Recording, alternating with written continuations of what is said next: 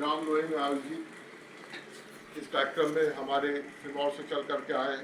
कार्यक्रम की अध्यक्षता कर रहे सम्मानीय अध्यक्ष महोदय, विशिष्ट अतिथि के रूप में उपस्थित भाई रामकृपाल जी, कार्यक्रम के आयोजक, हमको साथ में लेकर के आने वाले युवा साहू समाज के अध्यक्ष भाई लक्ष्मण साहू जी और सभी यहाँ पे उपस्थित साथियों का वंदन, अभिनंदन और स्वागत।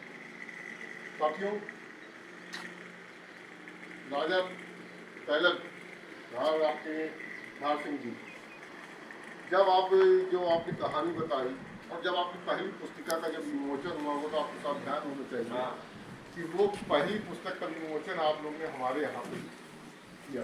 अब वो होटल फ्री में मिला था हम लोगों को। उसके बाद से लगातार जितने भी शुरुआत के कार्यक्रम हुए, धार सिंह जी की पुण्यतिथि, जयंती और उससे संबंधित ज़्यादातर कार्यक्रम लगभग 4-5 कार्यक्रम ऐसे हुए जो हमारे यहाँ से ही आयोजन हुआ और उसके आयोजक का तारीख है। मुझे इस बात की खुशी हुई।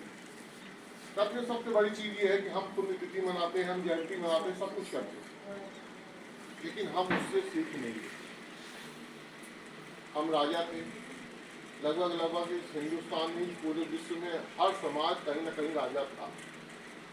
लेकिन आज जो इतिहास हम उठा करके पढ़ते हैं, जो हम लोग को दिखाया जाता है, जो समझाया जाता है, जो सुनाया जाता है, जो बताया जाता है, उसमें सिर्फ कुछ ही लोगों को राजा बताया जाता है और कुछ ही को बताया जाता है कि बस उन्हीं के खानदान, उन्हीं की परिपाटी, उन्हीं के हजारों साल के वंशज से राज करते चले आए हैं और हम लोग साधारण प्रजा के रूप में उनकी ड्यूटी करके चले आ रहे हैं। बस इतना ही बताया जाता है, लेकिन ये कभी नहीं बताया जाता है कि हम भी राजा थे और हमारे राज्य को कैसे लूटपाट करके कैसे हड़पा गया, कैसे उन्होंने उस सत्ता को हासिल की और कैसे हम लोग को वहाँ से हटा करके कैसे हम लोग एक साधारण जीवन व्यतीत कर रहे हैं। देश आज़ाद हो गया, लोकतंत्र आ गया, अपने अपने हिसाब से लोग लोकतंत्र में आज विधायक राजा होता है, सांसद राजा होता है, पार्षद राजा होता है, जो सदन में गया वो राजा होता है।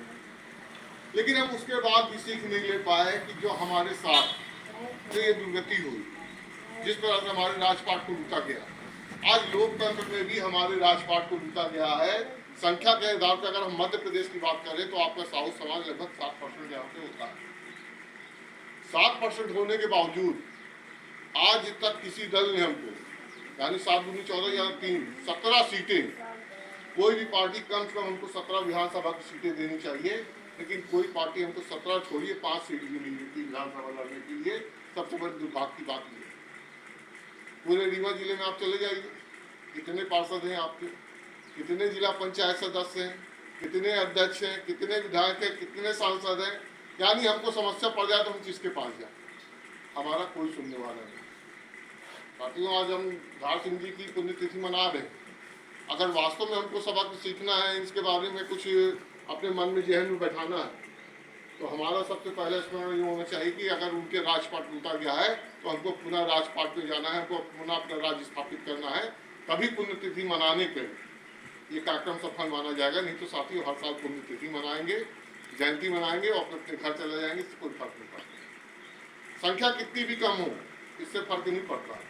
जंगल में राज करने वाला जो शेर होता है ना, संख्या में कभी होता है, गधे घोड़े हिरण बकरी ये सब ज्यादा होते हैं।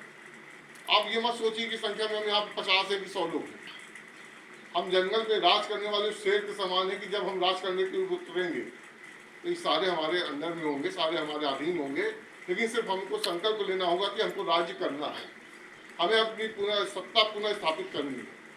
तो साथियों, आप लोग से सिर्फ इतना निवेदन करेंगे कि अपने इतिहास को समझते हुए, अपने इतिहास को याद करते हुए कि किस तरह हमको वर्तमान में अपनी सत्ता स्थापित करनी है, इस पर ध्यान दीजिए, तभी हमारी समस्याओं का अंत होगा। ये तो साथियों, जहाँ आपको जहाँ हम हैं, ऐसे ही चलता रहेगा, ऐसी पुण्यतिथि मनाएंगे और ऐसी जयंती मनाते रहेंगे, इसका कोई हल नहीं निकलेगा। जय हिंद, जय भारत, धन्यवाद।